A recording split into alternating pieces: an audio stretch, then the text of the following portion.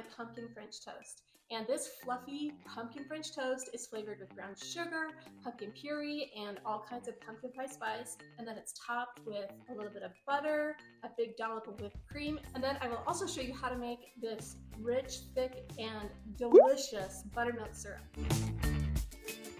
I'm Jill with thecarefreekitchen.com, and today I'm going to be sharing with you one of my favorite warm and cozy fall breakfast recipes. This is my pumpkin French toast. So stay tuned and I will show you how to make this pumpkin French toast recipe. For the ingredients, I have some brioche bread, and really anything will do. I do love the sweetness of brioche bread, but you could definitely use like Texas toast or whatever you have on hand is great. And then of course I have a little bit of milk. This is 1/2 cup of milk, 3 eggs. I have 2 tablespoons of brown sugar, and then I have some vanilla here.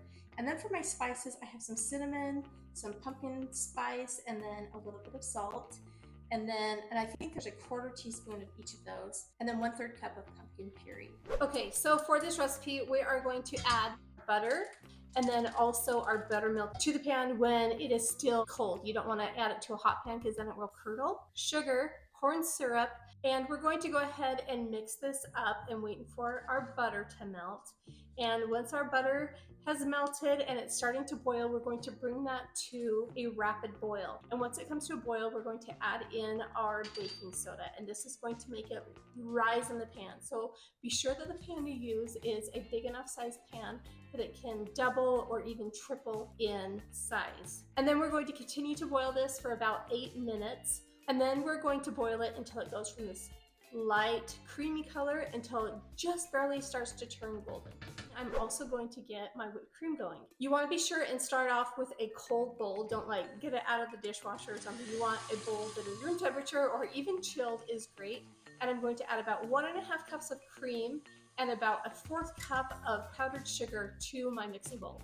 And then I'm using my wire attachment for my mixer. And we're gonna go ahead and mix this up and aerate our cream, and this is gonna make the most delicious and beautiful whipped cream. Once that has come to soft peaks, we are going to add just a splash of vanilla, and that is going to be perfect for our homemade whipping cream.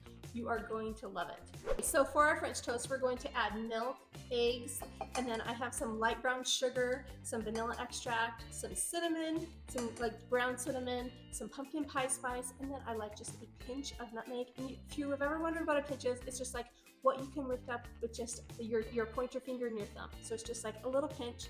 And then we're also going to add in 1/4 teaspoon of salt, also 1/3 cup of pumpkin puree.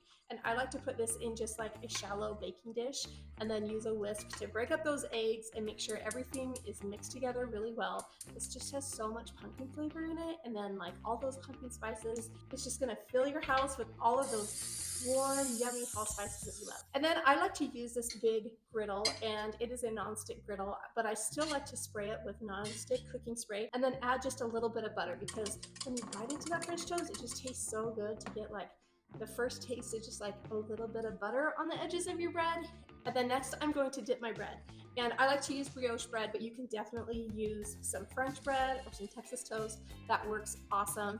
And we're just going to let it soak there for about 10 or 15 seconds on each side, and then put it onto our griddle. And this will give it like that custardy texture that we all just love in French toast. And then, you know, it's like a little bit like crispy on the outside. Oh, it's so good. It's such a fun breakfast recipe. So we're going to put in about 6 slices of French bread onto the griddle here. And as soon as it is golden brown on the other side, I'm going to flip it over with my spatula, and I like to use just like a non-stick spatula too.